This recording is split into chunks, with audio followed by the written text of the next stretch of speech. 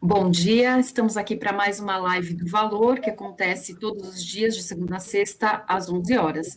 Hoje, nosso convidado é José Berenguer, ele é o presidente do Banco XP, e eu sou a Thalita Moreira, editora de Finanças do Valor, e estamos aqui também com a Mônica Escaramuzo, repórter especial. Bom dia. Bom dia, Thalita, bom dia, Mônica, bom dia a todos. Muito bacana estar com vocês hoje aqui nessa live. Obrigado pelo convite. A gente que agradece. Vamos começar, então. Queria começar te perguntando o seguinte: qual que é a sua avaliação para o ambiente de negócios, né? A gente está vendo, por causa da pandemia, muitas empresas foram afetadas, principalmente as menores, e a gente está começando a ver um movimento de consolidação, né, muito forte aí em alguns setores, como o varejo. O que você espera daqui para frente? Esse cenário de consolidação deve se intensificar? O que tipo de operações que você espera ver? O que está aí no seu radar? Thalita, eu acredito que vai continuar assim, e a razão, ela é a resposta para esse cenário, ou a razão para esse cenário continuar, ela se divide em duas coisas. Primeiro, o ambiente monetário, no mundo todo e aqui também. Taxas de juros baixas, inflação subindo, e a gente pode falar um pouco sobre inflação mais para frente, mas taxas de juros reais muito baixas, o que estimula a entrada de recursos no mercado de capitais e acaba fornecendo financiamento para operações de aquisições e fusões, etc. Então, dá muito fôlego para o mercado de capitais, o que alimenta esse tipo de operação. Além de taxas de juros baixas, expansão monetária geral, dinheiro no mundo todo flutuando sem dono, taxas de juros negativas nominais em alguns mercados, isso tudo é um ambiente de negócio muito favorável para o mercado de capitais, para fusões, para que as coisas continuem acontecendo como a gente viu nos últimos meses. Então, eu acredito que isso vai continuar. A questão é, vamos ter que monitorar a inflação e ver quando essa política vai começar a ser revertida, né?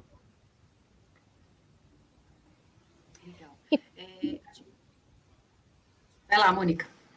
Não, eu ia perguntar qual que é a sua expectativa para a taxa Selic, já que você para esse ano.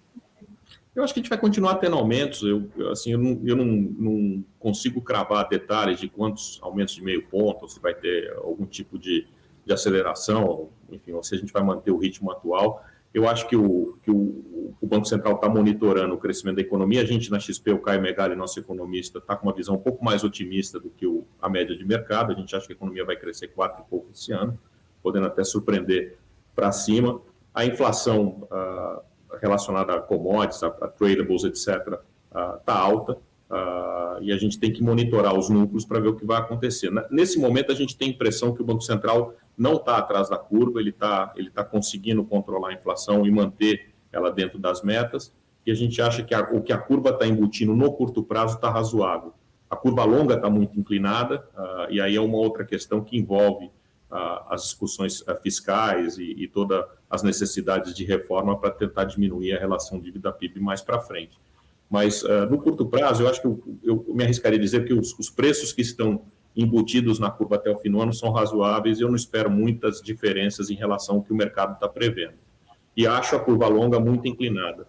Acho que a situação fiscal do país é delicada, mas acho que o prêmio pedido pelos investidores na curva longa está alto demais. Eu esperaria um pouco de sossego político, menos ruído político, a questão da pandemia se organizando ou diminuindo os riscos de uma quarta onda, uma terceira ou quarta onda, eu acho que a gente vai ter a curva se comportando melhor e a tendência é que ela ficasse um pouco mais flat. Você mencionou aí o risco fiscal, ruído político, e o que a gente tem visto também, principalmente nos movimentos de fusão e aquisição, são eles muito concentrados em empresas nacionais, né? Um nacional comprando o outro. A gente viu aí Soma, Hering, Carrefour com Big, agora tem possivelmente Azul e Latam. Os investidores estrangeiros estão ariscos em relação ao Brasil? Eles estão preocupados com o Brasil? Thalita, eu acho que é importante a gente contextualizar o volume de recursos estrangeiros diminuiu muito no Brasil. Na renda fixa, porque houve uma compressão de taxas brutal. A gente tinha taxas de juros reais muito altas, essas taxas foram a zero, o investidor foi e diminuiu essas posições. Na renda variável, a gente tem tido muito ruído em relação à questão da pandemia, em relação às questões políticas e a capacidade desse governo entregar algumas reformas, e também em relação à questão ambiental. O investidor estrangeiro hoje está basicamente fora de Brasil. O que a gente enxerga são investidores comprando ofertas específicas em alguns setores, ou investidores indexados, né, indexados aos índices, que mantêm as suas carteiras balanceadas, ou seja, neutras em relação aos índices. Mas dinheiro novo para renda fixa e para renda variável é muito pouco. Eu acredito que esse cenário vai continuar no curto prazo, e o driver, o motor de mercado de capitais, passa a ser e continua sendo o investidor local. Portanto, tanto do ponto de vista de demanda, eu acho que o investidor local vai continuar sendo determinante, e acho também que o investidor estrangeiro, para investimento direto, fica mais tímido em função dessas questões. Mas o que a gente observa e observou em outras crises é que mesmo nos momentos mais agudos, o investidor direto, o investidor de longo prazo, ele vem. Eu acho que houve uma redução, mas quem pensa a longo prazo em relação ao país, empresas de consumo, empresas de serviço, etc., tem que ter uma presença forte no Brasil, e muitas vezes aproveitam esses momentos de estresse com o câmbio mais alto e com desvalorização dos ativos para poder aumentar a sua presença no Brasil. Eu trabalhei muitos anos em bancos multinacionais, e isso era uma constante e continua acontecendo. Diminuiu, mas a gente observa que não dá para nenhuma companhia riscar o país do mapa. Pode diminuir a presença, pode mudar o mix, produzir em outro lugar, distribuir aqui, mas, via de regra, o Brasil continua sendo relevante para qualquer companhia global e vai continuar sendo. O interesse do investidor de portfólio é que está muito baixo, e eu não imagino que isso vá se alterar no curto prazo. A gente vai continuar, de novo, com a demanda vindo principalmente dos investidores locais, institucionais e pessoas físicas. E como que, aqui tem uma pergunta da audiência, a Rosângela Ramos pergunta sobre investimentos em criptomoeda. Como que você tem acompanhado isso e se isso vem para ficar, se isso preocupa? Mônica, eu sou muito cético em relação à criptomoeda como investimento, como possibilidade de ganhos. Tenho errado consistentemente, imagino que vou continuar errando. Eu não entendo muito, ou não consigo mapear as questões de oferta e demanda, ou seja, quando você pode minerar, como você pode minerar, quanto é a quantidade de moeda que é disponibilizada todo dia. Não tem um fundamento econômico. Se você me perguntar o que eu acho do euro, o que eu acho do ien, eu vou estudar, vou entender a economia desses países, dessa região, e vou dar uma opinião. Eu não tenho uma opinião sobre os fundamentos de criptomoedas. O que eu gosto das criptomoedas, ou, enfim, da tecnologia, é a possibilidade de você usar essa tecnologia para fazer transações financeiras, quaisquer que sejam, transferência de recursos, para você tokenizar ativos. A tecnologia em volta das criptomoedas, ela é muito interessante, e ela vai continuar transformando o mercado financeiro, isso sim. Agora, perguntar se eu compro Bitcoin, se eu vendo Bitcoin, eu não tenho visibilidade, eu não consigo analisar os fundamentos desse negócio, acho perigoso. Eu acho que isso é uma bolha, tenho errado e acho que vou continuar errando, mas para eu dar uma opinião, fazer uma aposta, ter uma posição em algum ativo, eu tenho que ter a capacidade de estudar esse ativo. Oferta, demanda, fundamento, geração de caixa, endividamento, etc. Eu não tenho como fazer isso em relação às criptomoedas, então eu me sinto sem elementos, sem ferramentas para tomar uma decisão de investimento. Agora, é uma febre, muita gente ganhando dinheiro, muitas plataformas sendo criadas, e eu tenho errado. Agora, eu prefiro olhar para a parte, o que a tecnologia, a tokenização, blockchain, permite a gente fazer na economia, no mercado financeiro, em termos de transações, etc. E isso é fascinante, isso vai continuar acontecendo e vai continuar transformando a infraestrutura do mercado financeiro. Essa liquidez, né, que também está um pouco aí por trás desse movimento todo com o Bitcoin, com as criptomoedas, a gente também vê esse movimento e essa liquidez, e também muita pessoa física nova indo para a Bolsa. A própria XP, né, tem um papel nisso, acabou ajudando a popularizar esses investimentos. E a gente também está vendo o mercado de capitais bastante ativo desde o ano passado. Abril deu uma engasgada aí, mas ainda assim teve bastante oferta. E como você mencionou, quem está mais presente tem estado mais presente são os investidores locais. Então, eu queria ouvir aí quais são suas expectativas para esse ano em termos de IPOs, ofertas de ações de modo geral. Você acha que a gente está num ambiente aí em que a gente deve superar os volumes que a gente viu no ano passado, nos últimos anos? A resposta para essa pergunta, Thalita, começa com a questão da taxa de juros aqui no Brasil, né? A minha geração cresceu, foi educada financeiramente com taxas de juros reais muito altas. E a gente se acostumou a investir em CDB, em título público de curto prazo, com liquidez diária, 100% da poupança e viver assim. E era muito bom, né? A gente ganhava 5, 6, 7, 8, 10% ao ano, sem correr risco, depois de imposto, e todo mundo se acostumou com isso. No momento que a taxa de juros real vai a zero, fica negativa, as pessoas têm que alterar o seu portfólio, têm que alterar a sua política de investimento. E é isso que a gente está enxergando, tanto do ponto de vista de pessoas físicas e de investidores institucionais também. Imagina a situação de um gestor de um fundo de pensão que tem uma meta atuarial IPCA mais 4 ou 5, o que ele tem que fazer, qual que é o tipo de risco que ele tem que começar a assumir para poder gerar o retorno necessário para as carteiras. E é isso que a gente está acontecendo. Isso fez com que a migração de renda fixa de curto prazo ou para renda fixa longa, fomentando o mercado de capitais de dívida, ou para renda variável, aumentasse. E esse é o fundamento, essa é a razão desse mercado mais líquido, desse mercado mais ativo, de mais ofertas, etc. Isso é uma beleza, porque isso é o mercado de capitais financiando o setor produtivo, funcionando e substituindo a dívida cara de curto prazo, que era a única alternativa de captação para os investidores ou para as empresas conseguirem investir, aumentar os seus negócios e gerar empregos, impostos, etc. Então, do ponto de vista de país, essa redução de taxa de juros que a gente assistiu nos últimos anos, teve a questão da pandemia, mas a gente já vinha num ritmo de redução de taxa de juros real, é muito importante, porque ela viabiliza o funcionamento de mercado de capitais. Isso é muito importante para a construção do país, para a gente poder empreender e ser mais produtivo, né?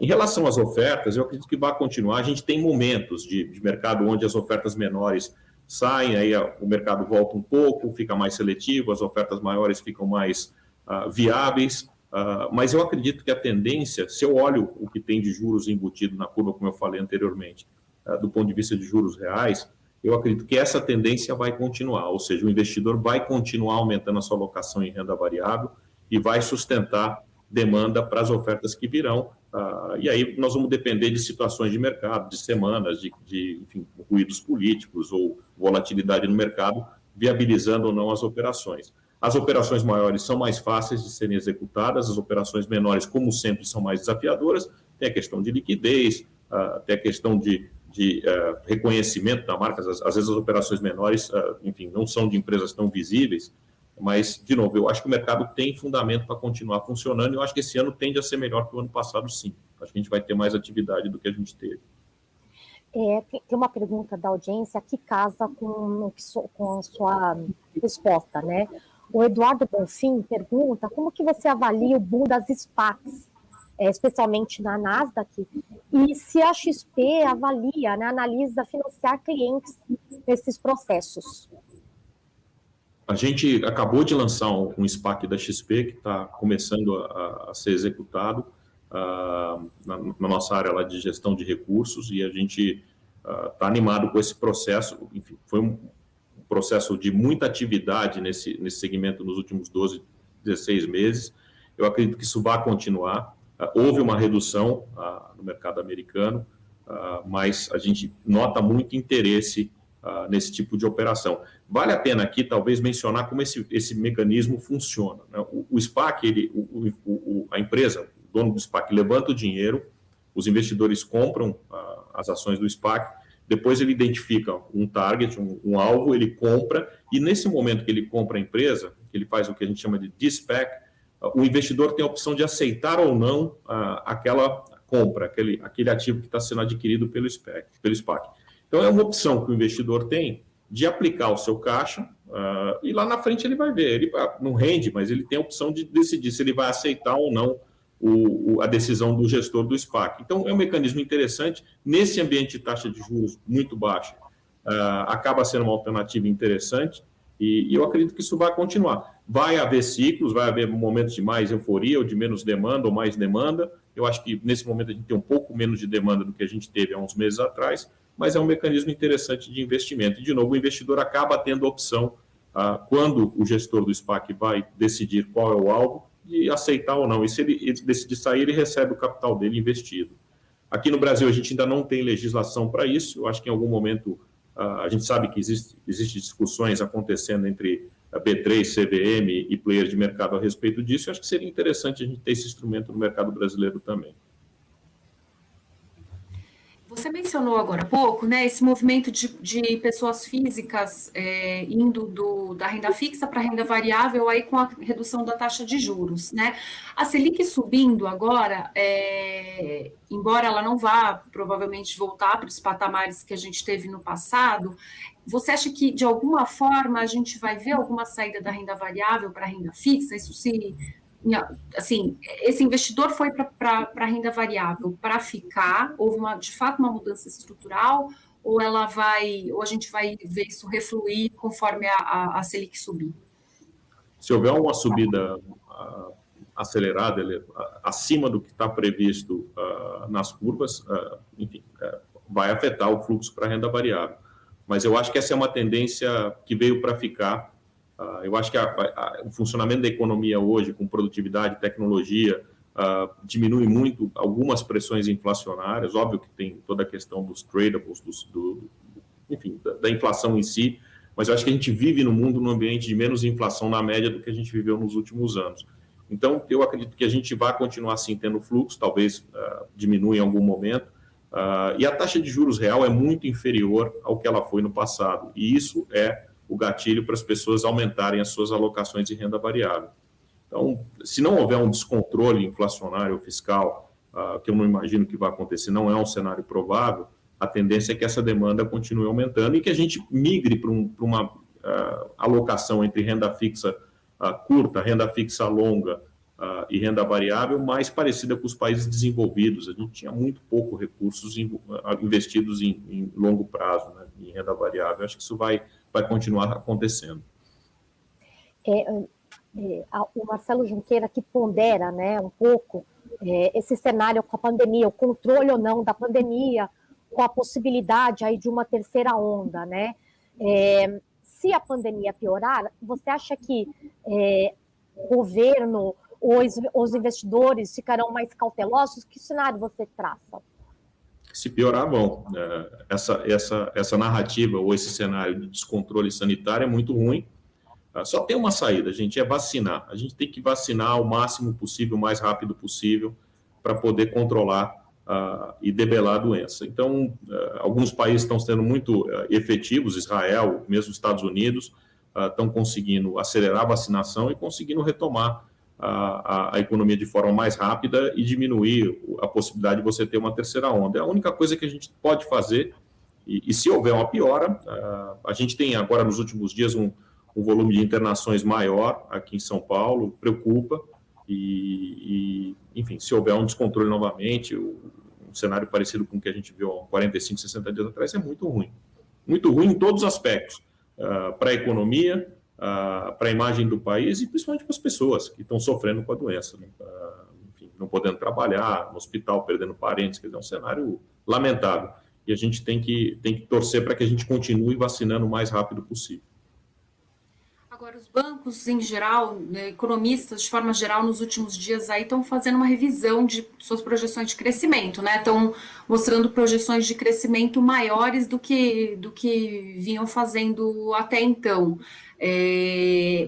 Assim, isso está contemplado, esse risco de uma terceira onda, eu imagino que não esteja contemplado, né, nessa revisão para cima das projeções, assim. O que acontece? Se vier essa terceira onda, a gente volta para trás de novo? A gente vai voltar. Em termos de crescimento? Volta, vai né? Vai ter uma freada e a gente vai ter que impor restrições à mobilidade, movimentação, quer dizer, enfim, muda o cenário. Não é o cenário mais provável hoje, é cedo para cravar se a gente vai conseguir escapar, entre aspas, da terceira onda, espero que sim, mas se houver, vai ser muito ruim. Vai impor uma restrição que vai diminuir a atividade econômica. E esse cenário que a gente tem visto, as revisões de cenário que nós observamos nos últimos dias podem ser revertidas. Agora, está com um jeito, está com uma cara que a gente vai ter um ano aí, como eu falei, entre 4, 4,5, talvez até mais, de crescimento. A agricultura muito bem, commodities muito bem, setor exportador muito bem, serviços retomando. Então, acho que pode ser um bom ano. E temos que torcer para, de novo, a vacinação continuar acontecendo de forma mais rápida possível, ou mais acelerada possível. Mudando um pouquinho de assunto, né, voltando para os investidores pessoas físicas, o Nilson Jair pergunta, né, sobre os fundos imobiliários, né, qual é o impacto da entrada dos investidores institucionais, como que você vê os FIIs? Essa classe de ativo, que nos Estados Unidos chama REITs, que são os fundos, são estruturas que carregam ativos imobiliários, são excelentes alternativas de investimento para médio e longo prazo. Aqui no Brasil, dependendo da estrutura, você ainda tem algum incentivo fiscal. Eu acho que na medida que a gente mantém um cenário de taxa de juros real baixa, a gente vai continuar tendo migração de poupança para esse tipo de investimento. Gosto do ativo, alguns fundos imobiliários sofreram com vacância de imóveis comerciais, com a crise, mas a médio e longo prazo eu acredito que seja uma excelente alternativa de investimento, especialmente, de novo, se a gente acredita, e eu acredito que as taxas de juros reais serão mais baixas do que a média que a gente observou nos últimos anos.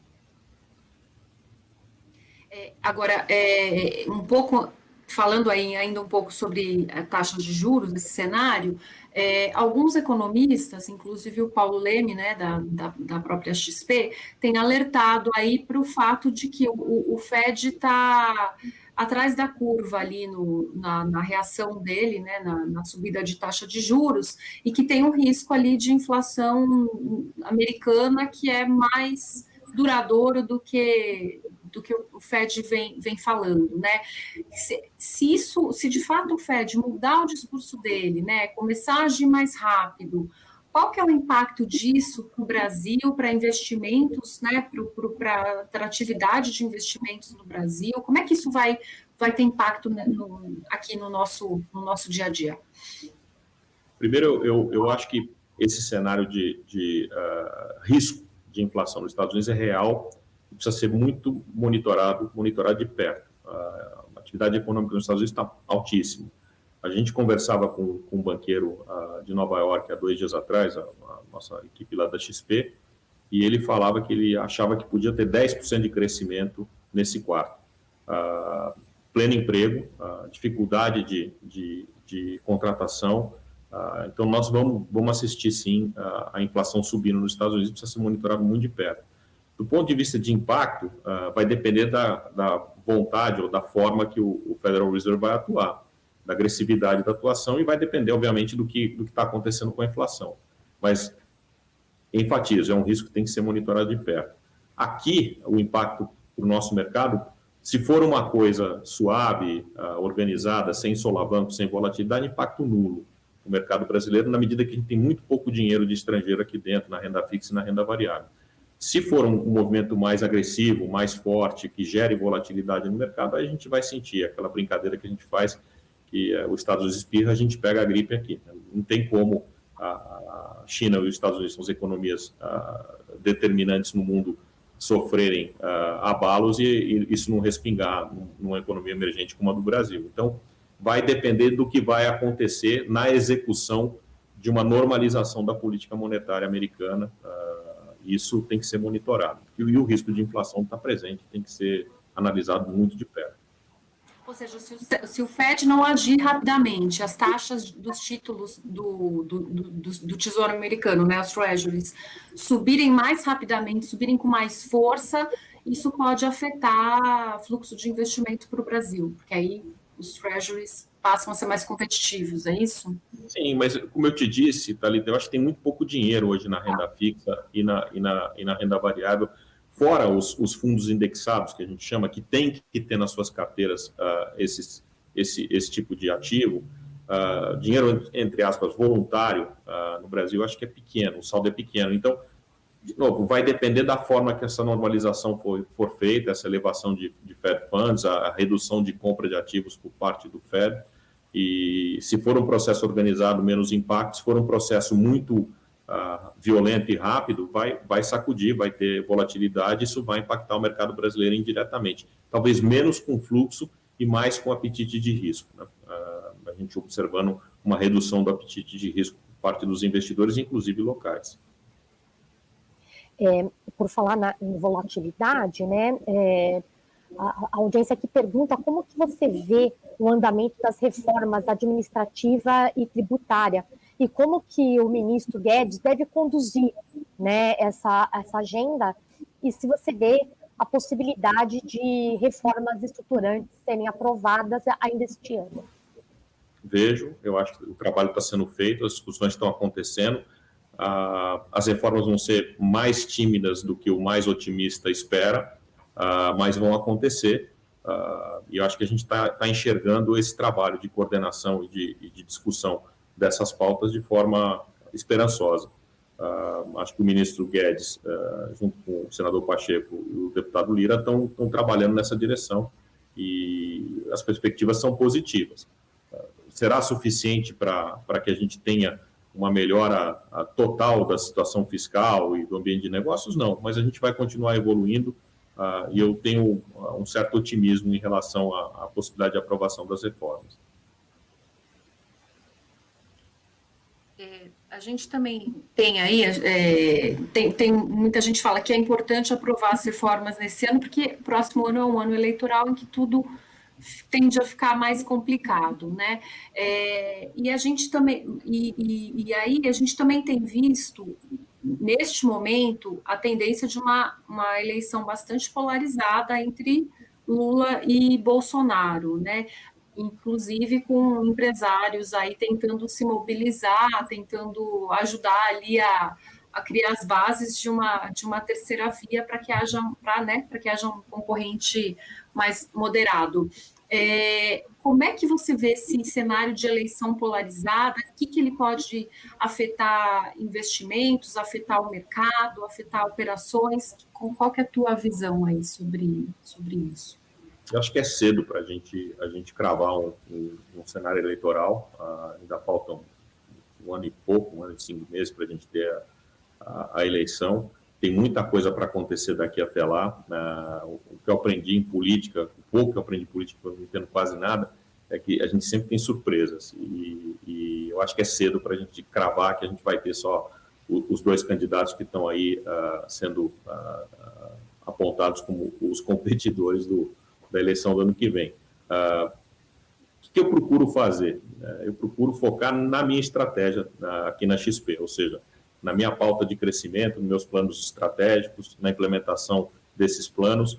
E, óbvio, como brasileiro, eu estou atento à questão política o tempo todo. Isso pode, sim, alterar os planos de investimento, não só da XP, mas como de qualquer empresa, qualquer investidor. Mas eu procuro, enfim, deixar um pouco Brasília de lado como empresário, como aqui na minha cadeira de responsável pelo banco, pelos negócios que eu toco, e tentar focar em como eu vou ser mais efetivo com os meus clientes, implementar os meus planos e entregar um produto melhor na ponta. É isso que eu procuro fazer. E com qualquer pessoa sentada na cadeira da presidência da República. Eu acho que isso é importante. Eu me lembro em algumas situações no passado, onde a gente prestou muita atenção em Brasília ou em Washington e deixamos as oportunidades passar, não atendemos bem os nossos clientes. Então, assim, eu separo o cidadão, e eu não estou diminuindo a importância da cidadania, da gente ser cidadão e ser ativo em relação à política, mas em relação aos negócios da companhia, o meu foco é no cliente e na implementação da minha estratégia. E eu vou operá-la em função do quadro político, mas eu não posso ficar prestando atenção em Brasília, eu tenho que prestar atenção no que eu tenho que fazer aqui no dia a dia. E o Nilson pergunta, né, uma pergunta mais voltada para o XP, como que a XP tem encarado a concorrência com os bancões? Eu respeito muito os bancões, até porque trabalhei muito tempo em bancão, e Acho que eles são competentes, eles têm um papel importante. O mercado financeiro brasileiro é sofisticado, atendeu a demanda da sociedade nesses últimos anos, mas a agenda hoje é uma agenda de mais competição. E eu acho que a XP, ela, enfim, é uma empresa criada há 20 anos, começou com investimentos, democratizou a forma do brasileiro investir, e nós entendemos que a gente tem um papel importante nessa etapa da vida financeira do país. A gente vai ser mais competitivo, a gente vai entrar em linhas de negócios de empresas financeiras que a gente hoje não tem, e tem aqui uma agenda do regulador também relacionada a Pix, Open Banking e outras iniciativas tecnológicas que vão em linha com a tendência de mais competição.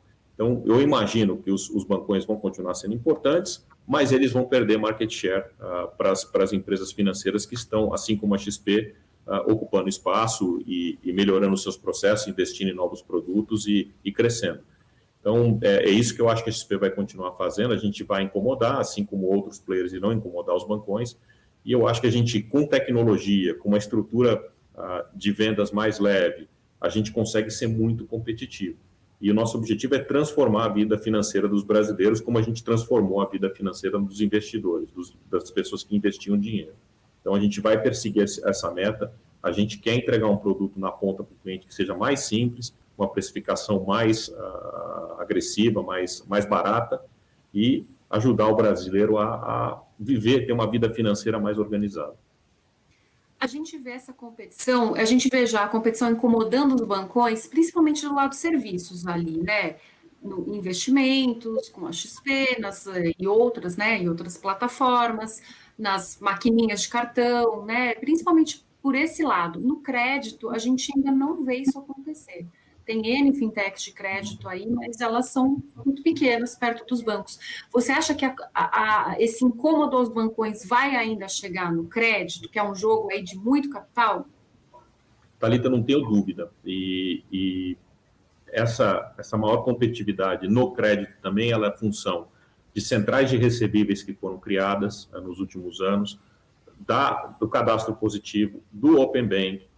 Todas essas ferramentas ajudam as empresas financeiras a serem muito mais precisas no processo de concessão de crédito. Talvez seja um crédito diferente, com menos acúmulo no balanço, com mais giro, com venda para investidores dessas carteiras, etc., que é um pouco o que a XP quer fazer, mas vai haver competição no crédito também. A XP vai ser um competidor no crédito, já é. A gente está, enfim, crescendo a nossa carteira, estamos colocando as fundações para atender o cliente de forma simples, rápida, via aplicativo, eficiente. E eu acho que esse cenário é um cenário que vai continuar acontecendo, não só em relação à XP, mas outras empresas financeiras que estão surgindo. A gente tem uma ambição muito grande, como eu falei, a gente quer transformar a vida financeira do brasileiro como um todo. Pensa o seguinte, quando você pensa em comprar alguma coisa, você pensa na Amazon, no Mercado Livre, quando você quer pedir comida em casa, você pensa no iFood, você quer escutar uma música, você pensa no Spotify. Nosso objetivo é, quando a pessoa pensar em alguma coisa financeira, vai pensar na XP. E é isso que a gente vai construir, é isso que a gente está construindo nos próximos anos, e a gente vai fazer isso acontecer. O Matheus aqui... perdão. Só para continuar nesse tema, queria te perguntar o seguinte, né? Assim, que banco você imagina para a XP, né? A gente vê, a XP já lançou o cartão de crédito, que é um produto ali que introduz aí, né? Coloca um pé aí nesse mundo. A gente viu, e o próprio Valor publicou essa semana uma matéria da Mônica, com a XP começando a fazer financiamento de empresas em processos de fusão e aquisição, que aí já é mais para o lado do atacado, né? Daqui a alguns anos, que banco que a gente vai ver da XP? O que vai ser esse banco? Vai ser um banco importante para os nossos clientes, um banco relevante, talvez o primeiro ou o segundo banco. A ideia é que o investidor ou o cliente, ele cada vez mais use a gente para todas as suas necessidades financeiras, um player relevante para essa base de clientes, que vai ser uma base diferente da base que a gente tem hoje, e cada vez mais com mais produtos. Alguns produtos desenvolvidos em casa, feitos e preparados e disponibilizados pela própria XP, alguns produtos de terceiro no modelo de arquitetura aberta, como a gente já faz em investimentos, e como um grande marketplace de produtos financeiros. É isso que eu enxergo e é isso que a gente está construindo de fato. E tudo isso é muito bom, é mais competição, mais opção para o cliente. Eu gosto de dizer que o cliente, em termos de produtos financeiros no Brasil, ele tinha poucas opções, teve poucas opções nos últimos anos, seja pessoa física e pessoa jurídica. Essa mudança de quadro estratégico, com tecnologia, etc., ela está fazendo com que o pêndulo fique mais favorável ao cliente, e o cliente tenha mais opções, ele consiga fechar, abrir contas e procurar a melhor oferta de forma mais simples, de forma mais ágil. Então, enfim, um exemplo disso é a central de portabilidade, o sistema de portabilidade de crédito que funciona. Hoje você consegue, com poucos cliques, transferir uma operação de crédito do banco A para o banco B, de preferência para o banco XP. Então, a gente está observando isso tudo, o ambiente é muito favorável a mais competição e o cliente vai ter cada vez mais opções e mais poder, ele vai poder decidir de forma mais ampla o que ele quer fazer em termos financeiros. Tem um aspecto, desculpa, Thalita, relacionado à educação financeira. Tá? A brincadeira que a gente fazia, que o cheque especial é a mesma coisa que você pegar um táxi daqui para Recife. Né? A gente precisa ajudar o brasileiro a entender melhor qual é o produto adequado para ele, em termos de operações de financiamento. Né? A gente acaba tendo ainda essa cultura do CDI, de curto prazo, de taxa de juros reais, produziu também algumas anomalias em relação à estrutura de passivos das pessoas. Isso precisa ser trabalhado. A educação financeira é essencial para que a gente ensine as pessoas a usar os produtos financeiros de forma sustentável e responsável. Na linha aí da sua resposta, né, o Matheus Barbosa, ele, como pequeno investidor, ele quer saber qual a melhor opção para quem está começando a investir agora, considerando o atual cenário.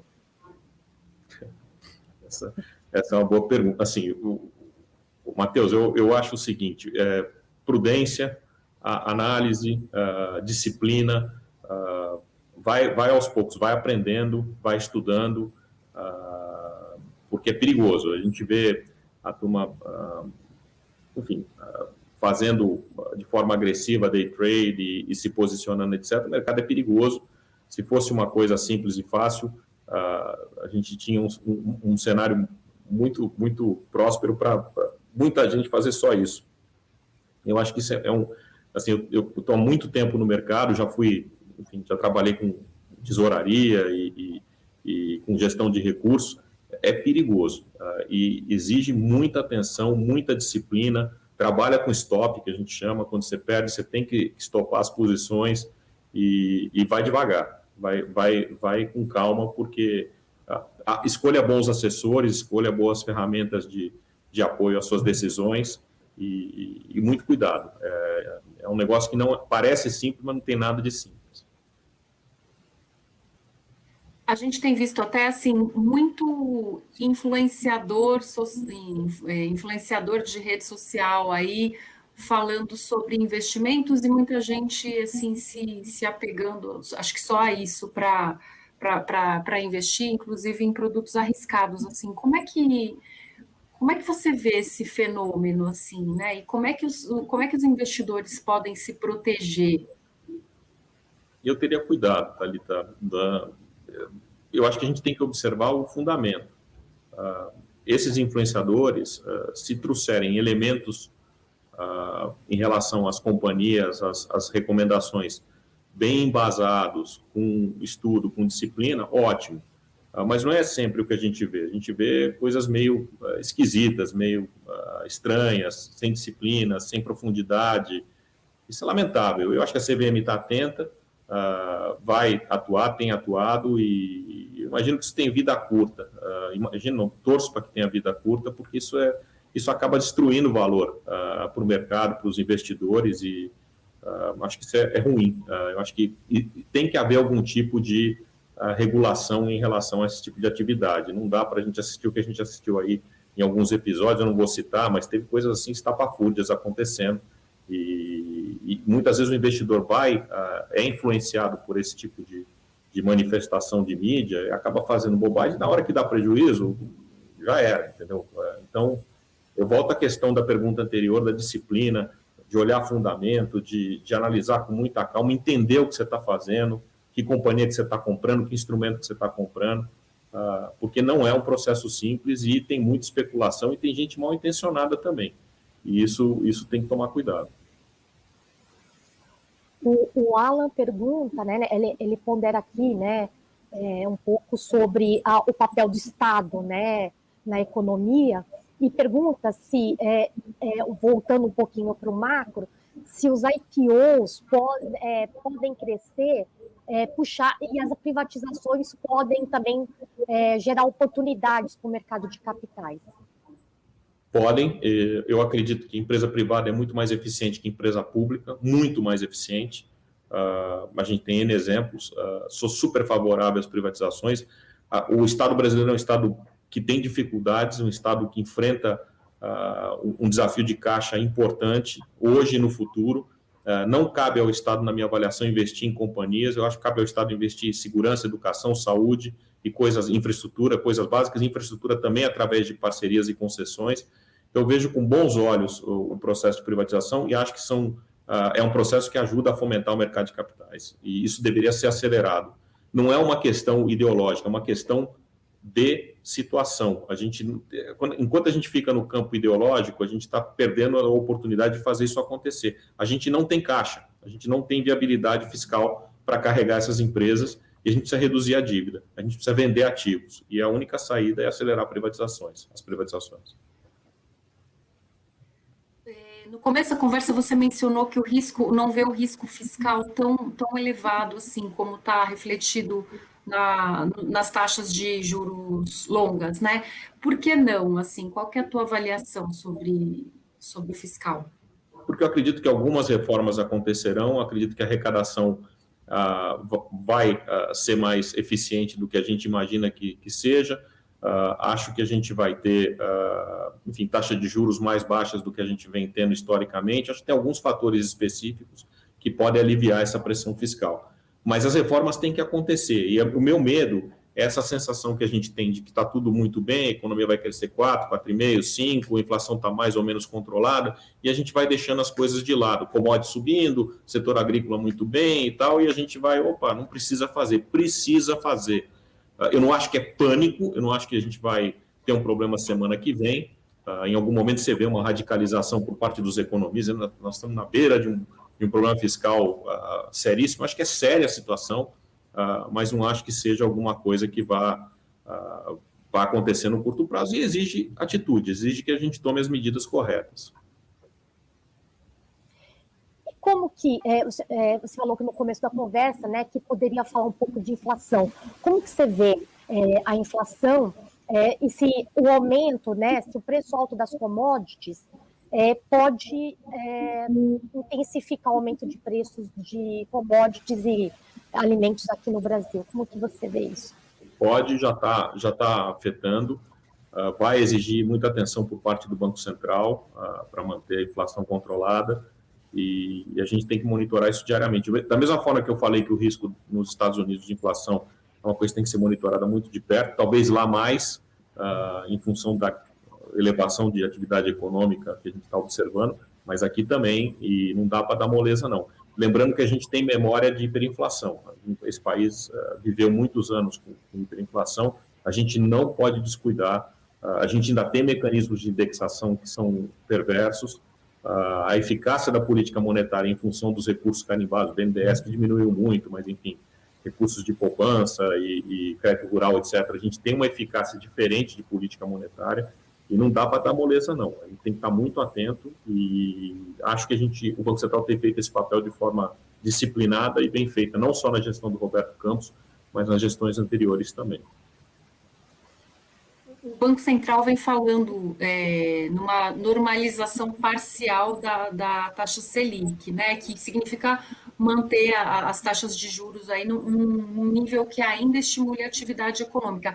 Isso é suficiente para conter esse movimento inflacionário, na sua visão? No momento, eu acho que sim, Thalita. E acho que você mesmo fez a pergunta alguns minutos atrás do risco da terceira onda, etc. Eu acho que como ainda há essa possibilidade, de novo, não acho que é o cenário mais provável, mas a gente tem que estar atento, eu acho que o Banco Central está correto em manter o atual o atual mix de política monetária. Então, temos que observar de perto, acho que está funcionando, ele tem sido vigilante e acho que ele vai continuar acertando. Eu tenho muito respeito pela equipe que está lá e, como eu falei, as equipes anteriores são profissionais super competentes e dá gosto ver a forma que o Banco Central vem atuando nesses últimos 10, 15, 20 anos. A gente teve muita sorte com a estrutura que a gente teve lá e os diretores que por lá passaram e fizeram um trabalho excepcional e a gente está conseguindo manter a inflação sob controle, dentro das metas e navegar esses mares turbulentos, como pandemia, crise e outras coisas. Né? Eu acredito que isso vai continuar acontecendo. Bellinger, você chegou à XP no ano passado. Qual que aí os seus desafios para o seu mandato? Mônica, tem vários. O primeiro é eu me reinventar. Eu tenho 54 anos, eu trabalhei em bancos tradicionais e a XP é uma grande fintech e funciona com uma velocidade super rápida, muita tecnologia. Então, esse processo de adaptação não é simples, mas está acontecendo. Eu acho que eu estou conseguindo fazer o meu trabalho. Estou muito feliz de estar na equipe da XP e é um ambiente fantástico, uma cultura campeã. E o primeiro desafio é um desafio de adaptação que eu estou em processo de, acho que no finalzinho, espero, mas tem sido uma jornada fantástica.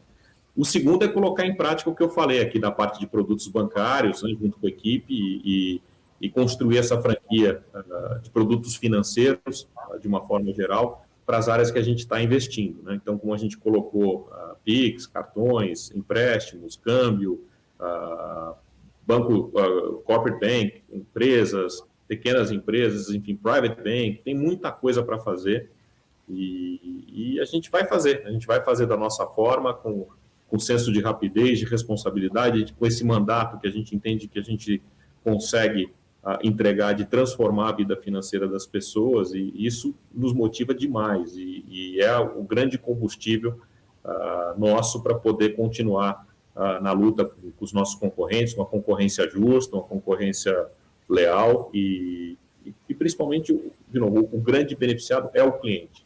Mais concorrência, o cliente ganha. Melhor serviço, o cliente ganha. E mais eficiência, de novo, quem vai se dar bem é o país e o cliente. Então, é isso que a gente quer fazer.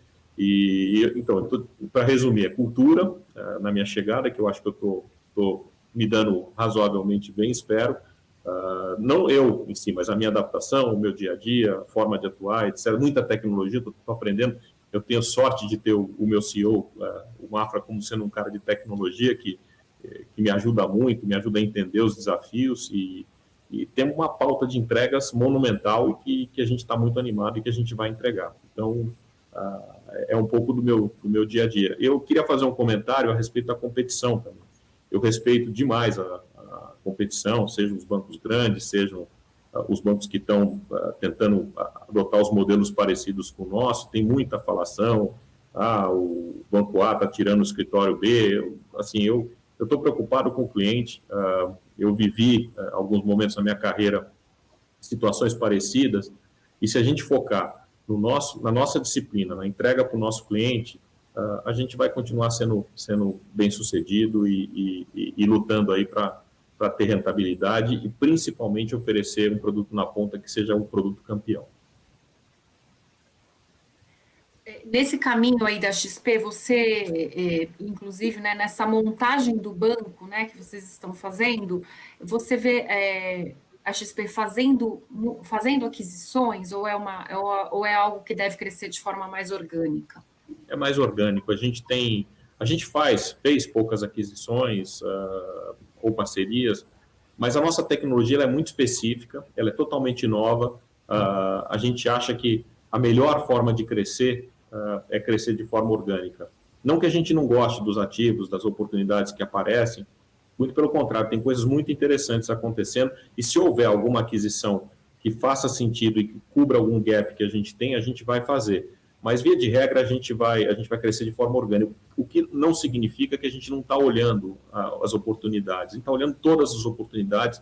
A gente tem uma disciplina estratégica enorme em relação ao que a gente quer executar e a gente também tem uma disciplina muito grande em relação às oportunidades que aparecem.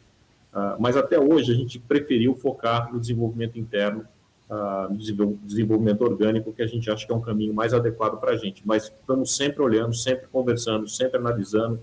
Isso faz parte, inclusive, de um processo constante educacional de você entender o que está acontecendo no mercado. Se a gente não ficar observando as oportunidades que aparecem, conversando com esse tipo de empresa, etc., a gente não está enxergando o que está acontecendo do ponto de vista de inovação, de tecnologia, de novas soluções, etc., e isso é super relevante. E esse mercado, crescimento, como que você imagina o tamanho da XP nos próximos meses?